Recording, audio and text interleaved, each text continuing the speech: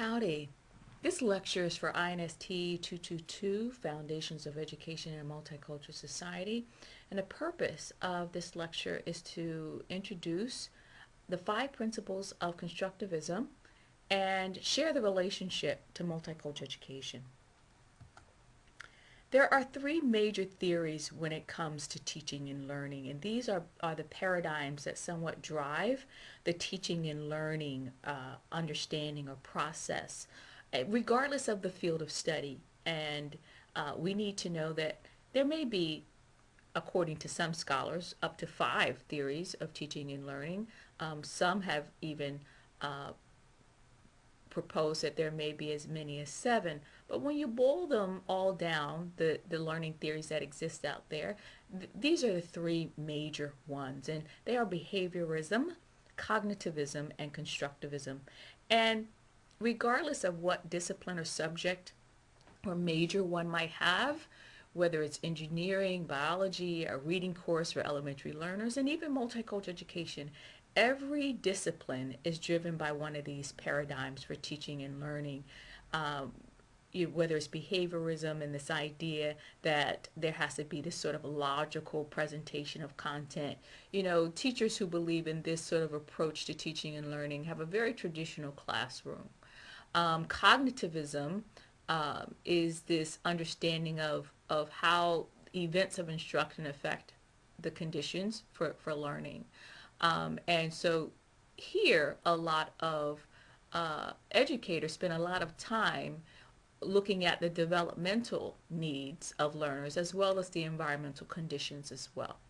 But in constructivism, it's really about this idea that we learn from being in a social group, that we become even better as learners when we have someone who is at our side in an apprenticeship fashion, or that we are in a situated learning kind of situation in which we have the support and the networks of peers to help us sort of develop too. So in this kind of learning paradigm, learning is more social in nature, and engagement with the instructor as a coach, or engagement with peers as your social network really help in the learning process. Now, when we look at constructivism a bit more, we realize that learners should make or construct their own meaning when it comes to learning.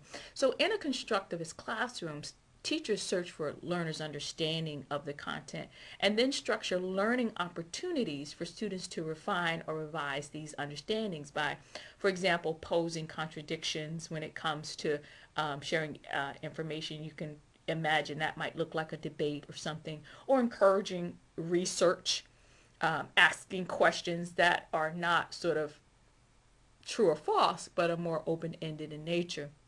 So what it is, constructivism is based on students' background knowledge, and we use that information to help them connect to new knowledge. And it's all about being focused on students as opposed to being focused on teachers.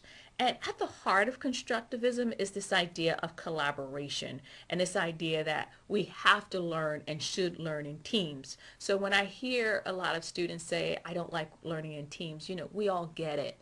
But we understand that in the 21st century workforce, you have to learn in teams in order to be productive. And in multicultural education, if you don't work in a team, then you're not really learning multicultural education, because it's one of those skills, if you will, that help define the nature of the field.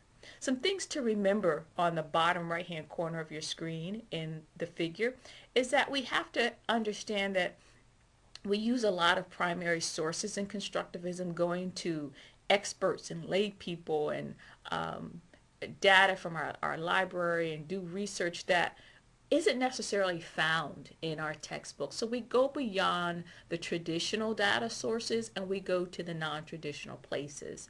Also, we have to develop hot tasks, and that means doing the kinds of learning experiences that are uniquely attractive to our students. For example, social media is really big now. How can you use this idea of social media and bring it into your classroom? Because they are using it, and we can use it to our advantage as teachers.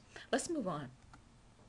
Here are the 5 principles of constructivism. And principles are really great because they help us to somewhat summarize and synthesize the big ideas, right? So here are the big ideas of the field. Teachers should seek and value student points of view. Classroom activities challenge student suppositions. Teachers need to pose problems of emerging relevance to learners. Teachers build lessons around big ideas. That's really important. And teachers assess learning in the context of teaching. So let's take a look at all 5 of these principles individually. And principle number 1, posing problems of emerging relevance to students. And so that means teachers need to adjust lessons to fit students' cultural background and lives. Then they become invested in learning because learning mirrors their lived realities. You know, I just gave you the example of social media. In letter B, time versus coverage, constructivist teachers aren't all that worried about falling behind in their lessons or covering a certain amount of content. They're more concerned with the depth of knowledge as opposed to the breadth of knowledge. Now they are still working very hard, and they seek to ask the big questions to give students a chance to think about it and leave them to the resources to answer it. In the constructivist classroom, you know, learning for transfer is really important. And this is an intellectual activity that must be nurtured and modeled.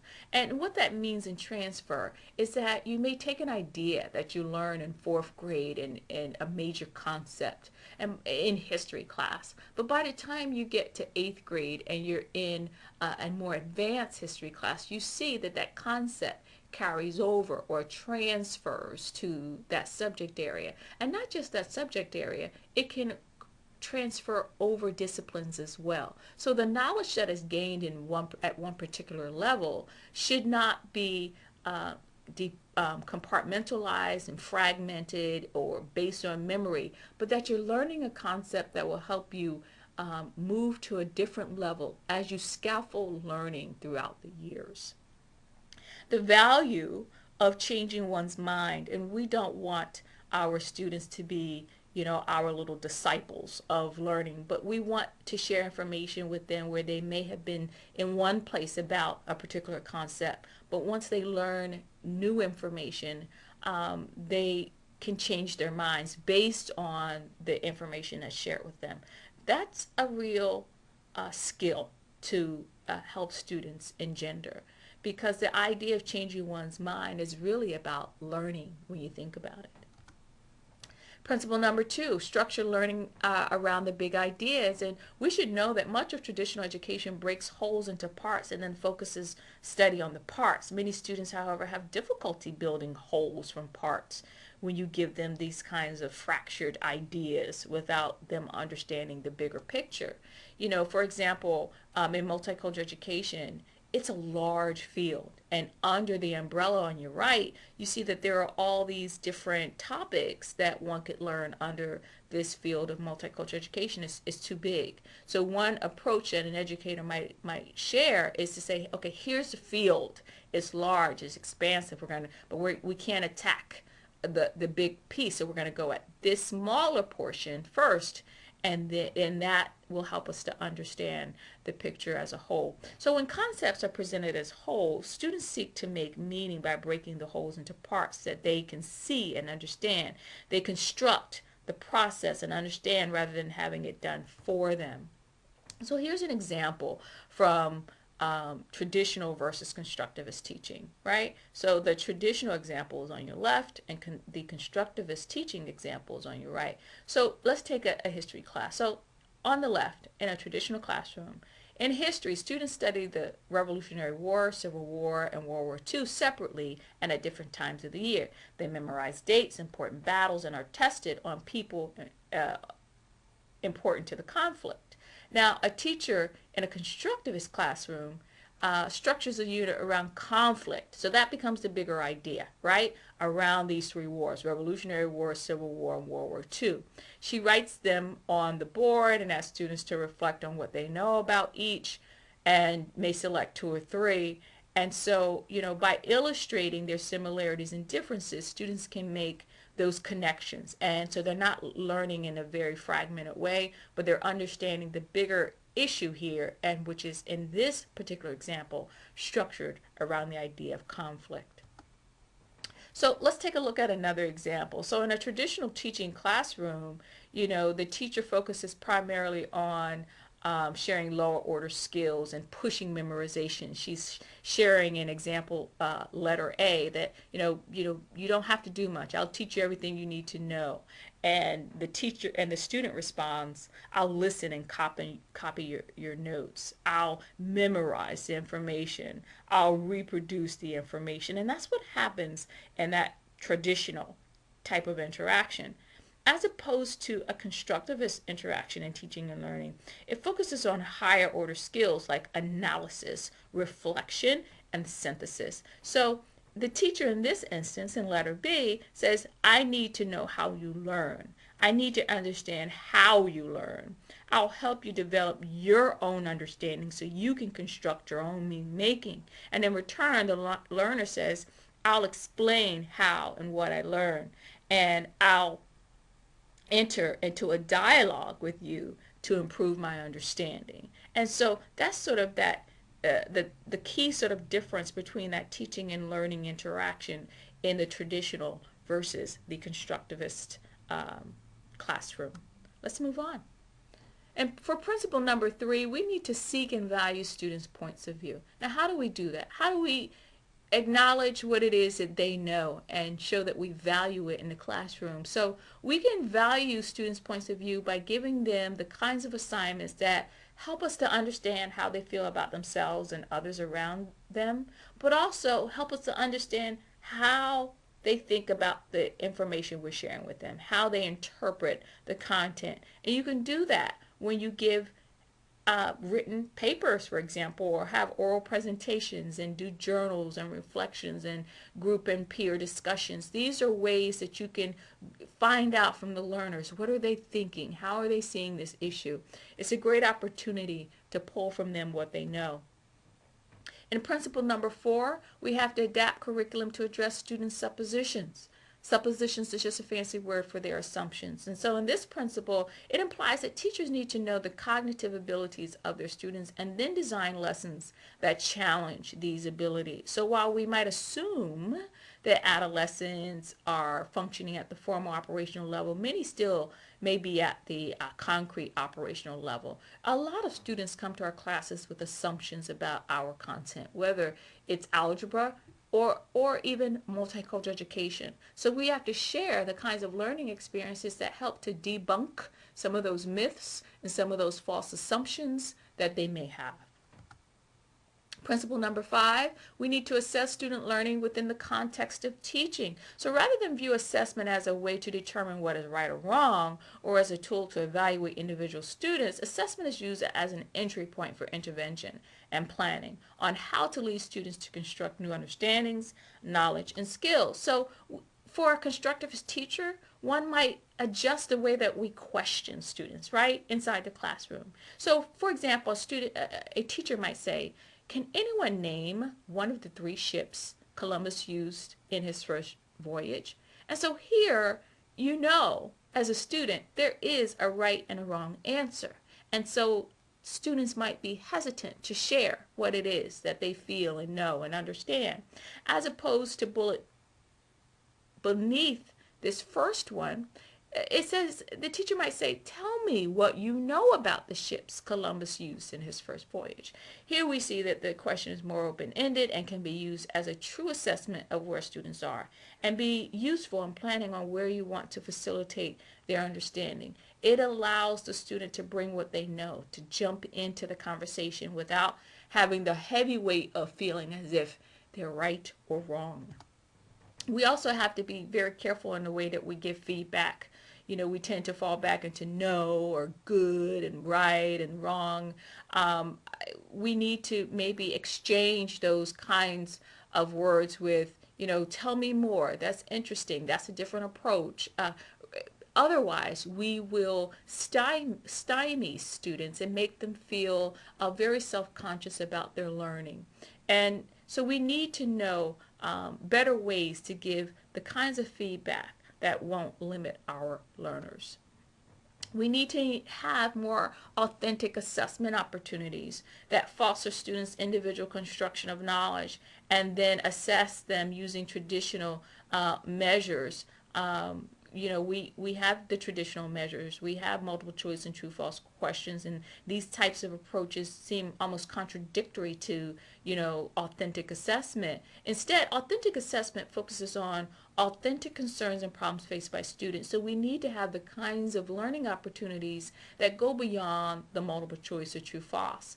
And for example, in INST 222, we'll have such opportunities like iTunes University, journaling to see how students feel, talk back sometimes in face-to-face classes where students get to share their ideas. And when you're in online classes, you get to have audio lecture discussions and engagement with your peers.